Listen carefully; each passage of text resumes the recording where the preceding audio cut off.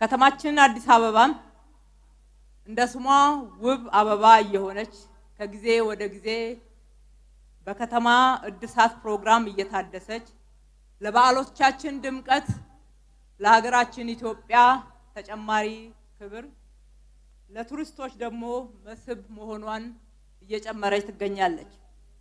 ለዚህ ማሳያ የሚሆነው ራሱ የመስቀል አደባባይ ነው። ይህ የከተማ እድሳት የጀመረው ከመስቀል አደባባይ እንደሆነ እናስታውሳለን።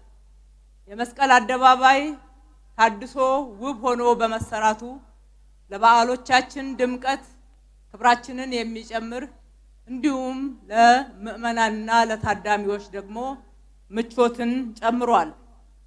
የከተማ አስተዳደራችን መስቀል ደመራ በዓልን የመሳሰሉትን በርካታ ሕዝብ የሚታደምባቸው የአደባባይ በዓላትን የሕዝብ አብሮነትን የሚያጠናክሩ በመሆናቸው የከተማችንም ድምቀት እንዲሁም የቱሪስት መስህብ መሆናቸውን ታሳቢ በማድረግ እየተንከባከበን ለቀጣይ ትውልድ እንዲተላለፍ የምናደርገውን ድጋፍ ከዚህ በላይ አጠናክረን የምንቀጥል መሆኑን በዚህ አጋጣሚ ላረጋግጥላችሁ እወዳለሁ።